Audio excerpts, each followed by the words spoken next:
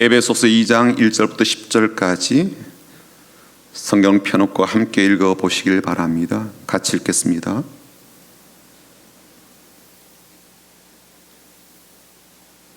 에베소서 2장 1절부터 10절까지입니다. 같이 읽겠습니다. 그는 허물과 죄로 죽었던 너희를 살리셨도다. 그때 너희는 그 가운데에서 행하여 이 세상 풍조를 따르고 공중의 권세에 잡은 자를 따랐으니 곧 지금 불순종의 아들들 가운데서 역사하는 영이라. 전에는 우리도 다 그 가운데서 우리 육체 욕심을 따라 지내며 육체와 마음에 원하는 것을 하여 다른 이들과 같이 본질상 진노의 자녀이었더니 긍휼이 풍성하신 하나님이 우리를 사랑하심 그 큰 사랑을 인하여 허물로 죽은 우리를 그리스도와 함께 살리셨고 너희는 은혜로 구원을 받은 것이라. 또 함께 일으키사 그리스도 예수 안에서 함께 하늘에 앉히시니 이는 그리스도 예수 안에서 우리에게 자비하심으로써 그 은혜의 지극히 풍성함을 오는 여러 세대에 나타내려 하심이라. 너희는 그 은혜에 의하여 믿음으로 말미암아 구원을 받았으니 이것은 너희에게서 난 것이 아니요 하나님의 선물이라.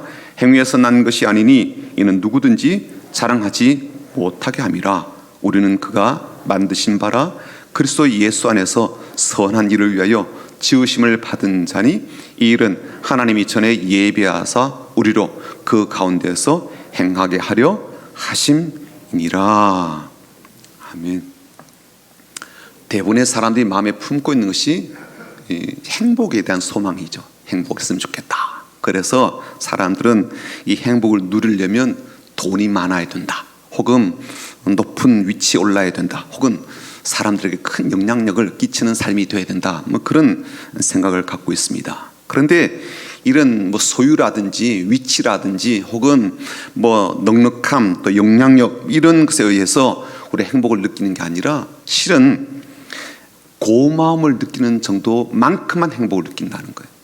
감사함을 느끼는 정도만큼만 행복함을 우리가 누릴 수 있다는 겁니다. 많은 소유를 가졌지만 그게 고맙지 않고요, 여전히 부족하다 그러면요 행복하지가 않은 거예요. 높은 집에 올랐지만 이게 감사하다 여겨지지 않을 때 이게 결코 삶이 행복하다라고 그렇게 누릴 수가 없다는 것이죠. 작은 것이라 할지라도 고맙다 그렇게 생각되고요, 그리고 별것 아닌 것이어도 참 감사하다 그러면 이게 행복함으로 우리에게 채워진단 말입니다. 지금 가을이 고맙죠? 고맙지 않은가 보죠? 가을이 참 고마워요, 그렇죠? 예. 또 이렇게 예배하는 게 참 고맙고요, 또 내 곁에 나를 알아주는 사람이 있어서 고맙고, 또 이런 별것 아닌 존재이지만 나를 참 사랑하시고 아껴주시고 나를 좋아해 주시는 하나님이 계셔서 고맙고, 그렇죠? 고맙죠, 그렇죠? 예. 그런 고마움이 우리에게 행복한 이유가 되더라고요. 그런 행복한 삶을 이 10월에도 살아가고 또 남은 올해 시간에도 잘 살아가실 수 있도록 우리 앞뒤 좌우로 보시면서 그렇게 축복하며 인사하겠습니다. 주님의 이름으로 축복합니다라고 인사하겠습니다. 주님의 이름으로 축복합니다. 주님의 이름으로 축복합니다. 10월에도 행복하십시오. 한 번 더 인사하겠습니다. 주님의 마음으로 사랑합니다. 주님의 마음으로 사랑합니다. 사랑합니다. 영상을 통해서 예배를 드리고 있는 성민의 우리 모든 식구들, 가족들 주님의 마음으로 사랑합니다. 이 좋은 가을에도 믿음의 아름다운 성장을 이루어 가시길 바랍니다. 16세기 영국의 극작가인데요, 크리스토퍼 말로라는 사람이 있습니다. 이 사람이 파우스투스의 비극적 이야기, 이분이 박사였는데 파우스투스 박사의 비극적 이야기라는 희곡을 썼어요. 그 희곡의 내용이 이렇습니다. 파우스투스는요 신학 박사예요. 그리고 연구와 학문에 참 몰두하고 그 성취에 굉장히 예민한 그런 사람인데 늘 결과가 만족스럽지가 못한 겁니다. 그래서 고민이 많아요. 앞날에 대한 걱정과 염려도 많고요. 그러던 중에 놀라운 사실을 알게 됩니다. 그건 뭐냐면 이 마법을 통해서 사탄과 협상을 할 수 있는 길이 있다는 걸 알게 되었어요. 사탄과 계약을 맺게 되면 그 계약대로 사탄이 해준다는 것이었어요. 파우스투스 박사는요 처음에는 고민이 되었지만 내가 이렇게 걱정 많은 현실을 좀 벗어버리고 또 새로운 삶을 누릴 수 있다라는 좋은 기회로 생각해서 사탄과 계약을 맺게 됩니다. 그 계약의 내용은 이렇습니다. 파우스투스가 25년간 절대적인 권력을 허락받는 거예요. 그 권력은요, 내가 마음대로 할 수 있다라는 그런 것을 의미합니다. 그러나 그것을 받는 대가로요, 25년 뒤에 자기의 영혼을 이 사탄에게 넘겨줘야 되는 거예요. 이게 계약의 조건입니다. 이 부분이 그에게 이제 고민이 되었죠. 25년 동안 내가 마음대로 할 수 있는 절대 권력, 이 반지의 제왕에 나오는 절대 반지가 있잖아요. 절대 반지를 끼게 되는데 이걸 포기할 수가 없는 거예요. 그러나 조건은 뭐예요? 25년 뒤에 내 영혼을 사탄에게 넘겨줘야 된다. 고민이 되긴 하였지만 그래도 이 권력을 포기할 수가 없어서 계약을 맺게 됩니다. 그리고 모든 권력을 그 계약이 딱 끝나는 순간, 사인이 딱 되는 순간 이제 허락을 받게 되었는데, 이 권력을 받는 순간 파우스투스가 한 일이 뭘까요?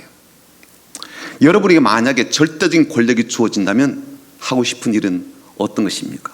절대 반지가 지금 딱 끼워지게 되었을 때 마음대로 할 수 있다라면 무엇을 하고 싶겠습니까? 우선 우리의 통장에 돈부터 좀 보내야 되지 않겠습니까? 돈 좀 보내줘서 그 문제 해결하도록 좋은 집으로 이사가고 애들 교육비로도 쓰고, 또 그동안 좀 집이 구질구질했으면 나는 또 강남으로 타워 팰리스로 쫙 가고, 아픈 몸 건강하게 좀 만들고요. 그동안 막 해결되지 않아서 막 끙끙끙 하는 그 문제 해결하고, 아마 이런 생각들을 할 텐데 파우스투스도 비슷한 생각을 했어요. 첫 번째 이 사람이 한 일이 뭐였는가 하면요, 세계 각지를 여행하는 것이었어요. 두 번째는요, 당시 트로이의 절세 미인이었던 헬렌을 데리고 와서 잠자리를 하게 됩니다. 세 번째는요, 당시 최상의 권력을 누리고 있던 교황을 자기 마음대로 이제 좌지우지하게 돼요. 네 번째는요, 자신의 포도를 참 좋아해서 지금 제철이 아닌데, 지금이야 냉장고가 있으니까 혹은 하우스가 있으니까 제철이 아니어도 먹지만 그 당시는 그렇지 않았잖아요. 제철이 아닌데 포도가 너무 먹고 싶으니까 그 포도를 자기가 딱 만들어서 먹었어요. 이런 식으로 파우스투스는요, 자기가 하고 싶은 일을 하며 살았죠. 근데 인생이라고 하는 게 훅 하고 지나가잖아요. 바람처럼 화살처럼 지나가지 않습니까? 어느새 계약 만료일이 이렇게 다가오는 겁니다. 그 계약 끝나면은 이제 자기의 영혼을 이 사탄에게 넘겨줘야 되잖아요. 파우스투스는요, 계약 만료일이 임박하자 비로소 자신의 어리석음을 깨닫게 됩니다. 사탄의 손에 있게 될 자신의 목숨에 대해서 비통하게 생각하고 막 울부짖게 되죠. 그러다가 자취를 감춘다라는 것이 이 희곡의 내용입니다. 그렇게 권력이 커 보이고요, 대단해 보이고, 심지어 내 영혼과 내 목숨과 바꿔도 괜찮아 라고 그렇게 생각되었지만 실상이 그렇지 않다는 것을 그는 뒤늦게서야 깨닫게 되었죠. 자기에게 주어진 힘을 마음껏 사용하는 중에는요, 이 사실이 그렇게 피부에 와닿지 않았던 겁니다. 이 희곡은요, 그만큼 사람이 이렇게 하자는 것에 자신의 영혼을 쉽게 넘겨주는 것에 대해서 경각심을 일으키는 그런 내용으로 되어 있습니다. 놀랍게도 파우스투스 이야기가 나오기 전에 성경에는요, 이런 일을 저지른 사람의 수많은 이름이 등장합니다. 예를 들어서 팥죽 한 그릇에 장자권을 쉽게 넘겨버리는 누가 있습니까? 에스라는 사람 있잖아요. 성경은 그 사람을 참 어리석다라고 표현합니다. 악이 가득한 소돔과 고모라 땅이 마치 애굽 땅처럼 그렇게 좋게 보여가지고요, 삼촌 아브람과 헤어지는 것을 선택하고 눈에 보이게 좋은 땅을 선택했던 이 롯이죠. 롯은 나중에 자신의 모든 재산은 물론이고 아내마저 소금 기둥이 되었죠. 모든 것을 상실하게 되었습니다. 예수님을 은 30양에 팔아넘긴 가룟 유다는 지금도 많은 사람들 입에 오르내리는 그러한 대상이지 않습니까? 성경은 그렇게 사는 삶에 대해서 아주 분명하게 이렇게 정의해 줍니다. 허물과 죄로 죽은 이들, 이렇게 말합니다. 사도 바울은 지금 이 편지를 받고 있는 에베소 교회 성도들이 예수 믿기 이전의 삶이 이렇다는 거예요. 허물과 죄로 죽은 삶이었다라고 말합니다. 허물이란 말은요, 문자적으로 본다면 추락한다, 미끄러진다, 그런 뜻이에요. 허물은요, 부주의에서 진리에서 떠난 것을 말합니다. 잘못된 경향으로 흘러가는 것을 말합니다. 죄는 뭐예요? 우리가 잘 아는 것처럼 관역이 있는데 관역에서 벗어나는 것을 의미합니다. 말하자면 하나님께서 의도하시고 하나님께서 바라시는 방향에서 이탈한 것을 의미해요. 그러면 이 두 단어는요, 영적으로 죽음에 이르게 된 사람의 상태를 잘 표현한 그런 단어들이에요. 모두 인간은 하나님으로부터 이탈되었습니다. 하나님의 의도에 반역했어요. 그 결과 어떻게 되었다는 거예요? 영적으로 죽은 상태가 되었다는 거예요. 이걸 2절에서는요, 좀 더 부연해서 이렇게 설명하죠. 뭐라고 되어 있냐면, 그때 너희는 그 가운데서 행하여라고. 그 가운데서 행하여. 이게 무슨 뜻이에요? 이들이 예수님을 알기 전에, 하나님을 믿기 전에 죄와 허물 가운데서 걸었다는 거예요. 그렇게 살았다는 거예요. 그 방향이 옳은 줄 알고 그 방향으로 지속해서 걸어왔다는 거예요. 그 결과 이들이 어떤 삶을 살게 되었습니까? 본문에 보니까요, 세 가지 이들의 삶의 특징을 이야기해 줍니다. 첫 번째는 이 세상 풍조를 따르는 삶이었대요. 그들의 걸음이 세상에 흘러가는 그 방향과 참 잘 맞았다는 겁니다. 세상과 함께 걸어가고 세상의 흐름을 따라서 흘러왔다는 거예요. 본문에서 말하는 세상 풍조는요, 철저하게 하나님을 배격하는 정신사조를 말합니다. 하나님을 반역하는 그런 세상을 말하죠. 하나님이 원하시는 그런 가치를 따르지 않는 것을 말합니다. 하나님께서 주인이 되시는 것이 아니라 내가 주인 되는 그런 삶의 자리를 말하죠. 그래서 더 이상 하나님 말씀과 하나님의 기준과 하나님의 진리가 이 땅에서는 의미가 없습니다. 그래서 어떤 일이 벌어집니까? 가야 될 것과 가지 말아야 될 것에 대한 구분이 없는 거예요. 해야 될 것과 하지 말아야 될 것에 대한 분별과 할 수 있는 것과 할 수 없는 것에 대한 분별이 없어진 겁니다. 기준이 없어져 버린 거예요. 하나님 말씀이 더 이상 아무런 의미가 없다라는 것이 바로 이 세상의 풍조를 따르는 모습이라고 할 수가 있습니다. 두 번째 어떤 특징이 있는가 보았더니요, 공중 권세 잡은 자를 따르네요. 따르는 게 세상 풍조도 따르고 공중에 있는 권세를 잡은 자도 따르고 있습니다. 이 공중 권세 잡은 자는 어떤 대상이냐면 이 하나님의 이 목적, 하나님 뜻을 방해하고 인간의 행복을 빼앗는 이 사탄을 의미하죠. 악한 영을 말합니다. 에베소 교인들은요, 예수 믿기 전에 바로 이런 악한 영의 통치 아래 살았다는 거예요. 그런데 이 악한 영들이 지금은 어떤 상황 속에 있다는 거예요? 하나님 앞에 불순종하는 그러한 사람들 사이에서 지금도 강력하게 일하고 있다는 거예요. 활동하고 있다는 겁니다. 그들의 삶을 좌지우지하고 있다는 거예요. 이 내용은 이미 지난주에 한번 말씀을 드렸기 때문에 다시 언급하지는 않겠습니다. 다만 사람들은요, 예수님께서 자신의 머리가 되는 것을 원치가 않아요. 오히려 큰 힘을 가졌다라고 보여지는 악한 영이 자신의 머리인 것처럼 그렇게 생각하고 따르고 있다는 거예요. 사실 솔직하게 우리가 한번 이야기를 해볼까요? 지금의 세상이 하나님께서 다스리는 것처럼 보여요? 안 그러면 악한 것이 활개를 치는 것처럼 보여요? 어떻게 보입니까? 눈에 보이는 건요, 오히려 악이 더 활개를 치는 것처럼 보인다고요. 2절에 보면요, 그게 아주 명확하게 나오는데 한번 볼까요? 2절은 뭐라고 되어 있습니까? 그때 너희는 그 가운데서 행하여 이 세상 풍조를 따르고 공중의 권세 잡은 자를 따랐으니 곧 지금 불순종의 아들들 가운데서 역사는 영이라. 공중의 권세와 권력을 가진 사람, 이 존재가 사탄이 지금 활동하고 있다는 거예요. 얼마나 그 힘을 가지고 강력하게 이 땅 가운데 그렇게 활동하고 있겠습니까? 그래서 사람들은요, 그렇게 힘을 가진 자에게 기울어지고 그 편을 따르는 그러한 일을 선택하더라는 거예요. 지금도 그렇죠. 사람들이 어디에 줄을 대요? 힘 있는 사람에게, 권력 있는 사람에게 줄을 대죠. 그렇죠? 이게 우리가 사는 세상의 모습 아닙니까? 세 번째는요, 아주 중요한 개념이 등장하는데 그건 뭐냐면 육체의 욕심과 마음의 원하는 것을 따른다는 거예요. 3절이 바로 그런 말씀입니다. 3절 한번 보십시오. 전에는 우리도 다 그 가운데에서 우리 육체의 욕심을 따라 지내며 육체와 마음에 원하는 것을 하여 다른 이들과 같이 본질상 진노의 자녀이었더니. 육체의 욕심을 따르고 마음에 원하는 것을 따른다는 것은요, 말 그대로예요. 내 욕심이 일어나는 대로 내 육체가 원하는 대로 살았다, 그런 뜻이죠. 사도 요한은 이것을 어떻게 표현했는가 하면 육체의 정욕 그리고 안목의 정욕, 이생의 자랑이다, 그렇게 표현하였습니다. 같은 내용입니다. 예레미야는 아예 뭐라고 이야기했는가 하면 만물보다 거짓된 것이 이 부패한 마음이라고 했습니다. 그렇게 우리의 마음이 부패했다는 거예요.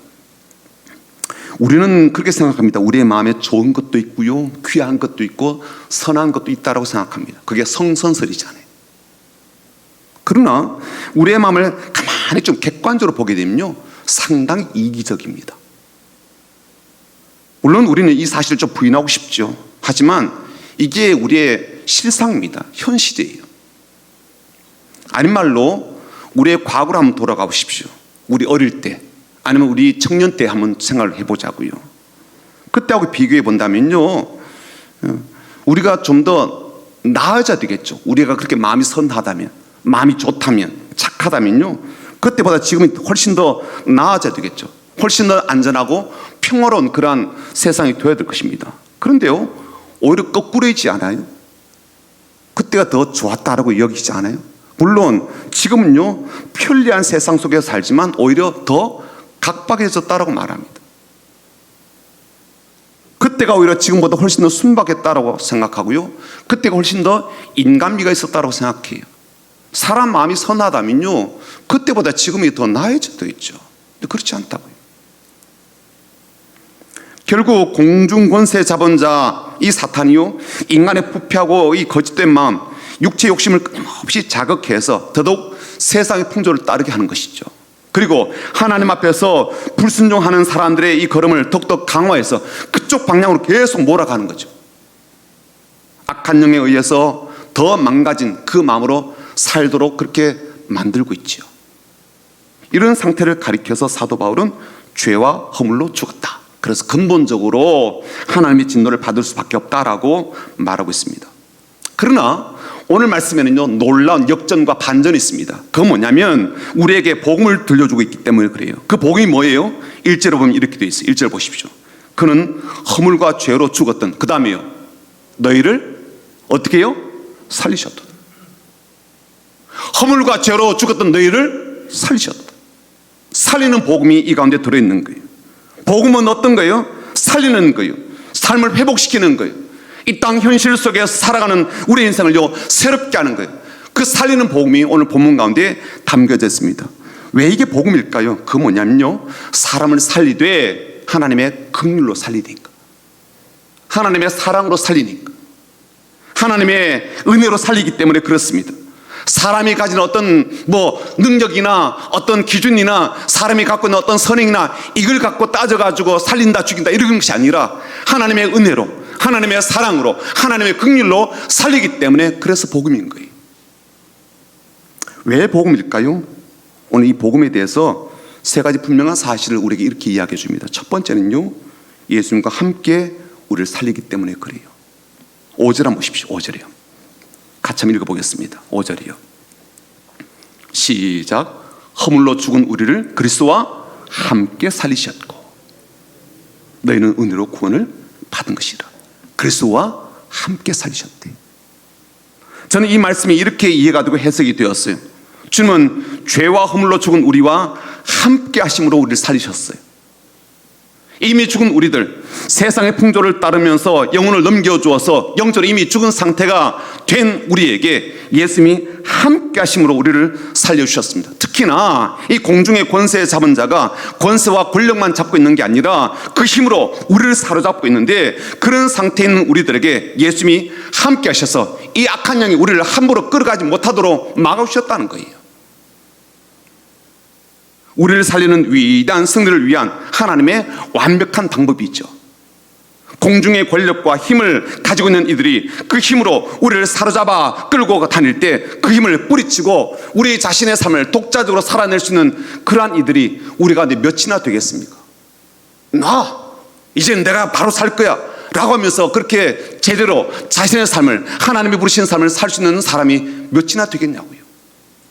그런데 예수님께서 그 모든 악한 영들이 우리를 취하지 못하도록 우리 앞에서 막아주신 것이죠. 그렇게 함께 해주신 거예요.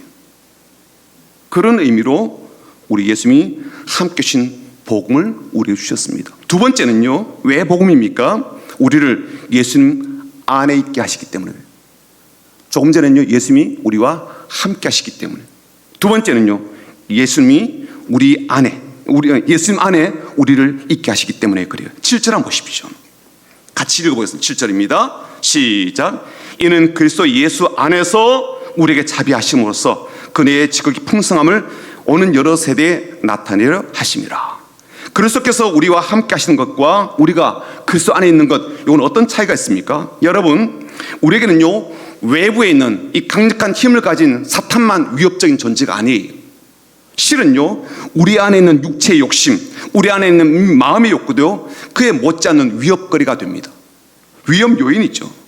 그런데 어느 누가 자신의 마음을 자기 나름 통제할 수가 있냐고요. 자신의 마음인데 어느 누가 자신의 욕구를 통제할 수가 있어요? 여러분은 여러분의 마음을 마음대로 통제 가능해요? 통제 가능하다면요 걱정도 좀 내려놓을 수가 있을 거예요. 염려 때문에 잠자지 못하는 그런 것도 벗어날 수 있을 겁니다. 안 되니까 어떻게 해요? 수면제 처방받잖아요. 안 되니까요 항우제 처방받지 않아요.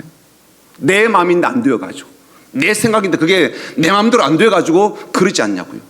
약물의 도움을 받지 않아요. 저는 그게 불가능하다라고 말하고 싶어요. 오죽하면요 부활하신 예수를 만나고 삶이 완전히 바뀌어졌어요. 그리고 신앙적인 깊이가 남달랐던 사도 바울조차도 자신의 마음 가운데 하나님이 기뻐하지 않는 어떤 죄의 법이 있다라고 했겠습니까? 오죽하면 그가 그런 말을 했겠냐고요. 오죽하면 하나님께서 좋아하시지 않는 그런 것이 내 마음에 있다라고 그렇게 했겠습니까? 어느 누가 나는 내 마음이 참 깨끗하다, 내 마음은 순결하다, 내 마음은 정직하다, 내 영혼은 정결하다, 내 심령은 하나님과 온전히 연합되어 있다, 그렇게 자신 있게 말할 수가 있겠냐고. 어느 누가. 그런데 그런 우리의 마음이 정결하게 되도록 우리를 주님 안에 거하게 하신다는 거예요.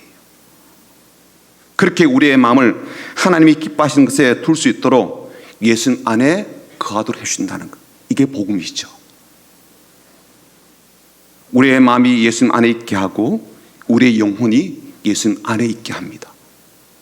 그래서 그 예수님으로 인하여서 더 이상 육체의 욕구를 따라 살지 않게 되는 거죠. 다윗의 고백이 바로 그런 고백 아닙니까? 여호와는 나의 목자시니 내게 부족함이 없으리로다.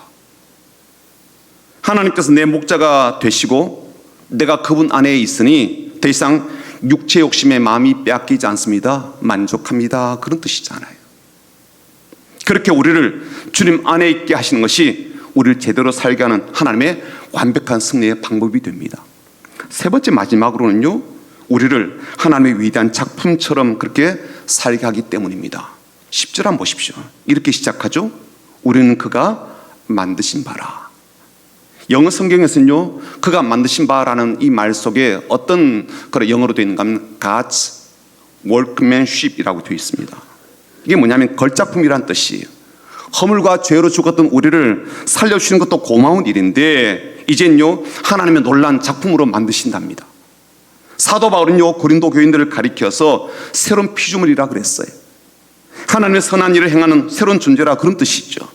하나님의 위대하심과 은혜로심과 능력하심을 오고 오는 모든 세대에 전할 수 있도록 그렇게 우리를 놀라운 작품으로 빚어주셨습니다. 그리고 더 놀랍고 더 위대한 것은 뭐냐면요 바로 22절입니다. 읽지는 않았지만 22절 한번 볼까요? 22절을 같이 한번 읽어보겠습니다. 시작. 너희도 성령 안에서 하나님이 거하실 처소가 되기 위하여 그리스도 예수 안에서 함께 지어져 가느니라. 우리를요 하나님이 거하시는 집이 되게 하신다는 거예요. 그래서 지금도 하나님은 우리를 예수님 안에서 차근차근 참 거룩하게 참 놀랍게 이쁘게 지어 가신다는 거예요. 대통령이 거주하고 그리고 국정을 살피는 집무실을 짓는데도요 어마어마한 재원이 필요하지 않습니까? 하물며 만군의 하나님께서 가실 집이라면 어떻겠습니까? 그런데 우리 자신을 하나님께서 거주하시는 거룩한 집으로 삼으시겠다는 것, 그렇게 세우시겠다는 것, 실제로 그렇게 건축해 가신다는 것 자체가 얼마나 놀랍습니까? 복음 아니에요. 그래서 사도 바울은요 그렇게 행하시는 과정 자체를 하나님의 은혜라고 말합니다. 그 은혜로 우리가 구원을 받고 그 은혜로 하나님의 자비가 얼마나 깊은지를 깨닫게 되고 그 은혜로 하늘의 평안을 누리게 되고 그 은혜로 하나님의 가족으로 살게 되고 그 은혜로 말미암아 우리가 하나님께서 함께 사시는 칩이 되어 간다는 거예요. 이것이 하나님께서 우리에게 예수 그리스도를 통해서 주신 복음입니다. 우리에게 주신 선물들이죠. 그래서 사도 바울은요, 1절 말씀은 그냥 스쳐 지나가듯이 그렇게 한 말이 아닌 거예요. 허물과 죄로 죽었던 너희를 살리셨도다, 이 말은요 그냥 툭 던지듯이 한 말이 아니었던 거죠. 감격함으로 했던 말인 거예요. 허물과 죄로 죽었던 우리를 하나님이 이렇게 살리셨다, 이런 과정을 통해서 살리셨다, 이런 목적을 두고 살리셨다, 그런 말이니까요. 긍휼이 풍성하신 하나님이 우리를 사랑하신 그 큰 사랑을 인하여 허물로 죽은 우리를 그리스도와 함께 살리셨고 또 함께 일으키사 그리스도 예수 안에서 함께 하늘에 앉히셨다라고 했을 때 그건요 그냥 담담히 말할 수 없었을 거예요. 감격함으로 말했을 겁니다. 너무 고마워서 어쩌면 눈물을 훌쩍거리며 했던 말일 수도 있을 거예요. 나를 걸작 부모로 만드시고 하나님이 거하실 처소로 세워가시며 그리고 내 삶을 통하여 많은 사람에게 이 하나님의 은혜로우심과 사랑을 증가하는 존재로 만드시는 그 자체가 얼마나 그에게 감동이었겠냐고요. 얼마나 감동이지 않아요. 그래서 사도 바울은요 하나님께 주신 이 복음으로 살지 않을 수가 없었던 거예요. 우리 또한 그렇게 행하신 하나님께서 주신 복음으로 살지 않을 수 없습니다. 우리와 함께 하시고 우리를 예수님 안에 있게 하시는 그 복음으로 인하여 감사하고 또 그 복음을 전하며 그 복음으로 하루하루를 살아가게 되는 것이죠. 사는 성도 여러분, 그래서 오늘 설교 제목이 뭐예요? 복음으로 살고 있습니까? 복음으로 살고 있습니까? 우리에게 주신 이 은혜를 따라 살고 있습니까? 우리에게 주신 이 자비로운 복음에 따라 살고 있습니까? 혹시 아직도 세상의 풍조를 따르고 있거나 육체 욕심과 마음의 원하는 것을 취하는 일에 여전히 부지런히 이 발걸음을 옮기고 있는 것은 아닙니까? 여러분, 하나님께서는요 우리에게 단 한 번도 야, 너 성공해야 돼 라고 말씀하신 적은 없어요. 그렇죠? 잘 생각해 보십시오. 야, 너 세상에 한번 태어났으면, 남자로 태어났으면 성공해야 돼 라고 하신 적은 없어요. 여러분, 하나님께로부터 그런 소리를 들으신 적 있으세요? 너 반드시 세상에서 출세해야 돼, 성공적인 삶을 보여줘 라고 하신 그런 말씀을 들어보신 적 있으십니까? 좋은 학교 나오고 좋은 지위에 올라야 되고 좋은 직장 다녀야 돼, 그렇게 말씀하신 적 있으십니까? 세상 사람들이 그야말로 부러워할 만한 그런 삶을 살아야 돼, 떵떵거리는 삶을 살아야 돼, 그렇게 말씀하신 적이 있으실까요? 아니 목사님, 뭐 우리가 그런 바람도 갖지 못해요? 그런 소원도 품지 못해요? 뭐 그런 것은 아예 꿈꾸지도 말라는 이야기입니까? 아니, 그런 뜻은 아니에요. 다만 하나님께서 우리에게 그렇게 말씀하진 않으셨다는 걸 이야기하고 싶은 거예요. 하나님은 언제 네가 세상에서 성공해야 내 딸이다, 내 아들이다, 그렇게 말씀하신 적 있으시냐고요. 출세해야 돼, 그래야 내가 너를 자랑스럽게 생각할 거야, 그렇게 말씀하신 적은 없으시다는 거죠. 그런데요 우리는 어떻게 살아요? 이렇게 해주신 하나님의 축복입니다 그러면서 성공, 출세, 안락한 삶, 편안한 삶을 추구한다면서 파우스투스가 걸었던 길을 걷는 경우들 얼마나 많냐고요. 부럽지 않아요? 우리의 영혼, 우리의 마음, 우리의 심령, 우리의 삶은 복음으로 채우고 있습니까?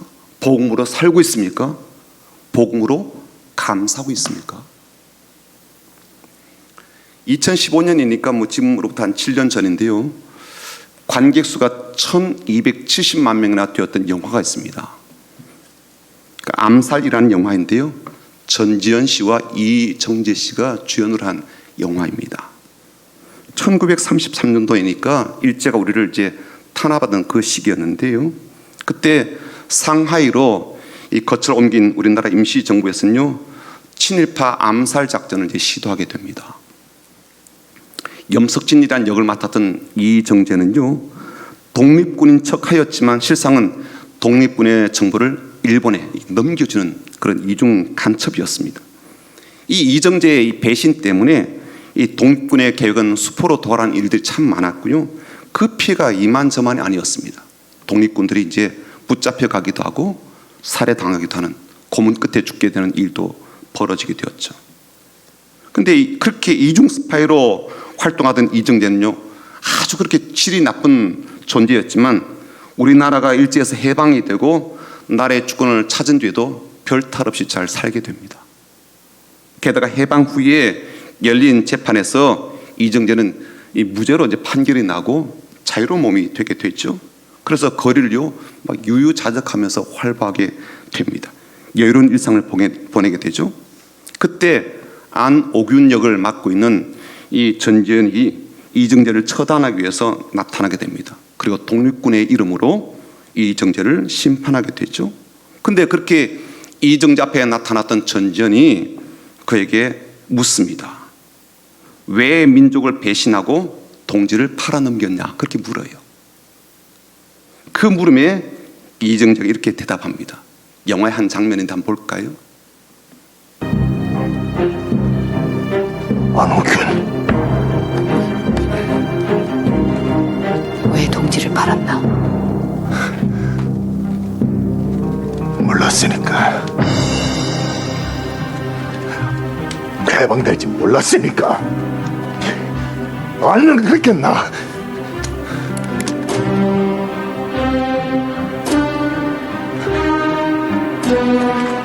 너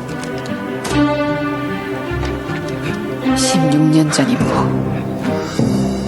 염석진이 밀정이면 죽여라. 지금 수행합니다.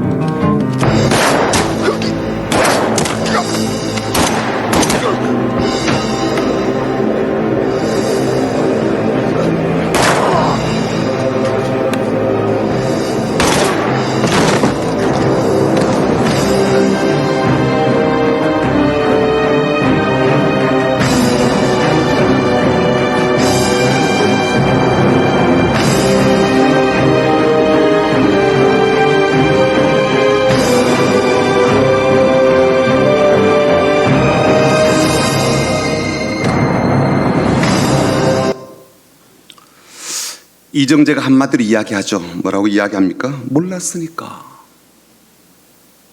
이렇게 해방될 줄 몰랐으니까.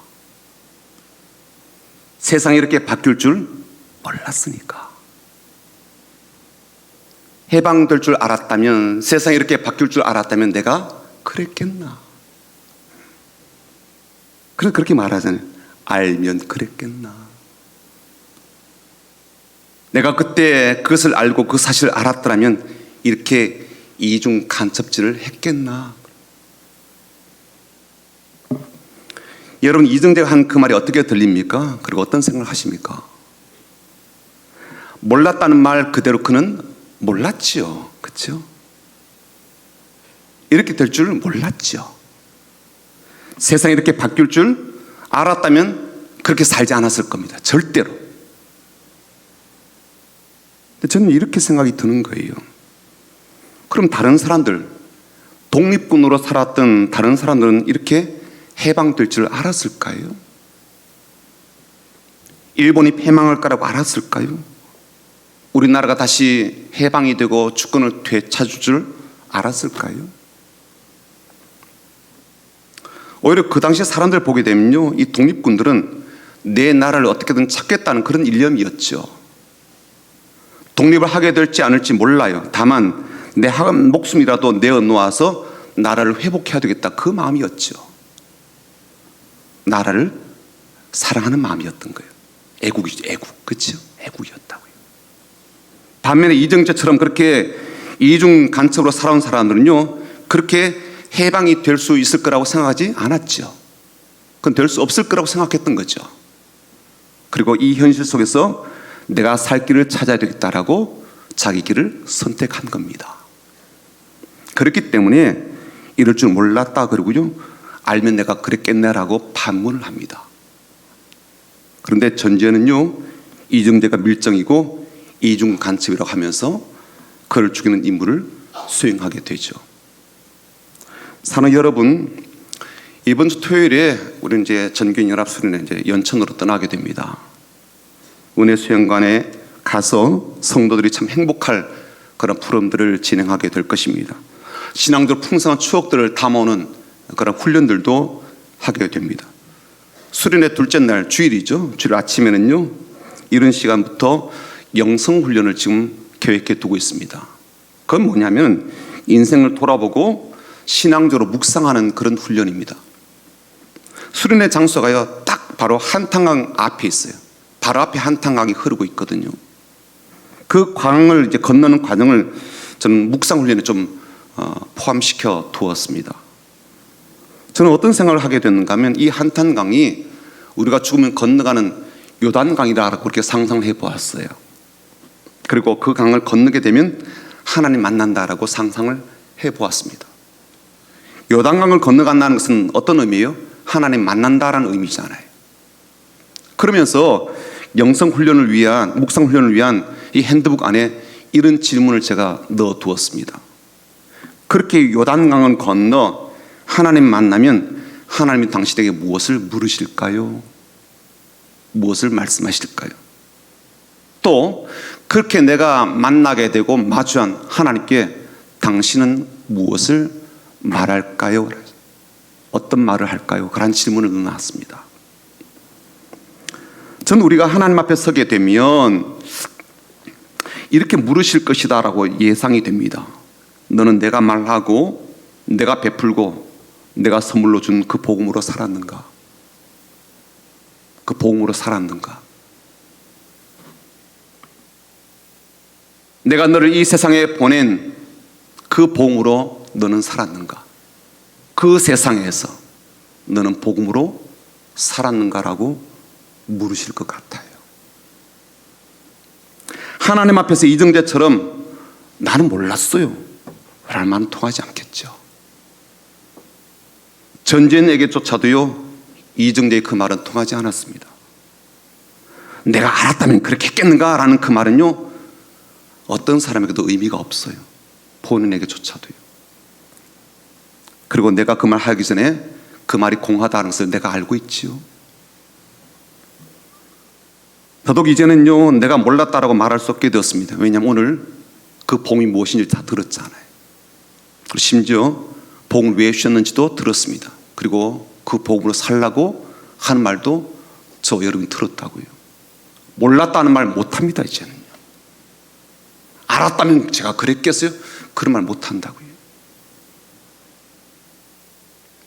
예수님께서 우리와 함께 하실 뿐만 아니라 우리를 예수만 있게 하시고 심지어 하나님께서 거하실 거룩한 집으로 세워가신 일까지 행하신 그분 앞에서 나는 아무것도 몰랐습니다. 알면 그랬겠습니까? 라는 말은요, 할 수가 없다고요. 여러분 지금 복음으로 살고 있습니까? 저는 우리 모두가 이젠 복음으로 살되 우리 예수님 안에서 걸작품다운 삶으로 하나님께서 거하시는 이 거룩한 성전다운 삶으로 잘 살아가는 저 여러분 되기를 주님의 이름으로 축복합니다. 그리고 하나님의 이 은혜, 하나님의 이 긍휼을, 하나님의 주신 이 모든 선물을 오고 오는 세대에 계속 전하고 보여주는 복된 걸음이 되시기를, 그래서 하나님의 가족으로, 자녀로, 그리고 감사함으로 살아가는 저 여러분 되기를 주님의 이름으로 축복합니다. 같이 찬양할 텐데요. 하나님이 나를 사랑하심을